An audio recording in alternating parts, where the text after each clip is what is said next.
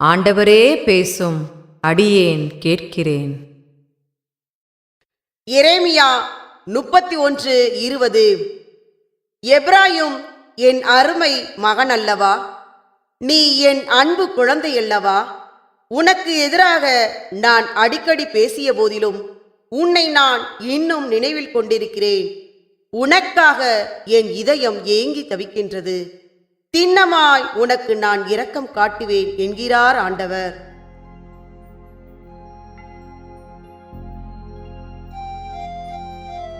என் அன்பு மக்களே, இஸ்ராயேல் மக்கள் எகிப்து தேசத்திலே அடிமைப்பட்டு கிடந்தபொழுது நம்மை நோக்கி கூக்குரலை எழுப்பினார்கள். அவர்களை விடுவித்து கொண்டு வந்தோம். ஆனால் விடுவித்து கொண்டு வந்த அந்த மக்கள் அவர்கள் வணங்கா கழுத்துள்ள மக்களாயிருந்தார்கள். அவர்கள் மீண்டும் பாபிலோனிய அடிமைத்தனத்திற்கு ஆளானார்கள். மீண்டுமாய் அவர்கள் நம்மை நோக்கி கூக்குரல் எழுப்பினார்கள். அப்பொழுது எரேமியா வழியாக அவர்களுக்கு இந்த ஆறுதலின் வார்த்தைகளை நாம் சொன்னோம். எப்ராயும் என் அருமை மகன் அல்லவா? நீ என் அன்பு குழந்தை அல்லவா? உனக்கு எதிராக நான் அடிக்கடி பேசிய போதிலும் உன்னை நான் இன்னும் நினைவில் கொண்டிருக்கிறேன். உனக்காக என் இதயம் ஏங்கி தவிக்கிறது. இன்னமாய் உனக்கு நான் இரக்கம் காட்டுவேன் என்று சொன்னோம்.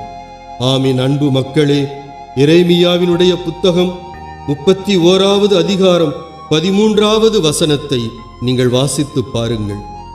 அங்கே நான் கூறியிருக்கிறேன், மீண்டும் மீண்டுமாய் அந்த மக்களை பார்த்து அவர்களுடைய அழுகையை நான் மகிழ்ச்சியாய் மாற்றுவேன், அவர்களுக்கு ஆறுதல் அளிப்பேன், துன்பத்திற்கு பதிலாக இன்பத்தை அருள்வேன் என்று சொல்லி அதே மக்களுக்கு எரேமியா 31:16 நான் சொன்னேன், நீ அழுகையை நிறுத்து, கண்ணீர் வடிக்காதே, ஏனெனில் உன் உழைப்புக்கு உரிய பயன் கிடைக்கும் என்று சொன்னேன்.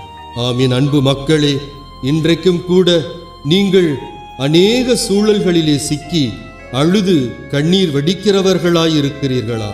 நீங்கள் திரும்பி வாருங்கள். இஸ்ராயேல் மக்களைப் போல வணங்கா கழுத்துள்ள மக்களாய் நீங்கள் ஒருபோதும் இருக்க வேண்டாம். நீங்கள் என்னை பிடித்து கொள்ளுகிற மக்களாய், என்னில் நிலைத்திருக்கிற மக்களாய், என் வார்த்தையில் நடக்கிற மக்களாய், என்னை பற்றிக்கொள்ள மக்களாய், என்னில் விசுவாசிக்கிற மக்களாய் நீங்கள் இருங்கள். நீங்கள் ஒரு நாளும் கண்ணீர் வடிக்க வேண்டாம். உங்கள் அழுகையை நாம் மகிழ்ச்சியாய் மாற்றுவோம்.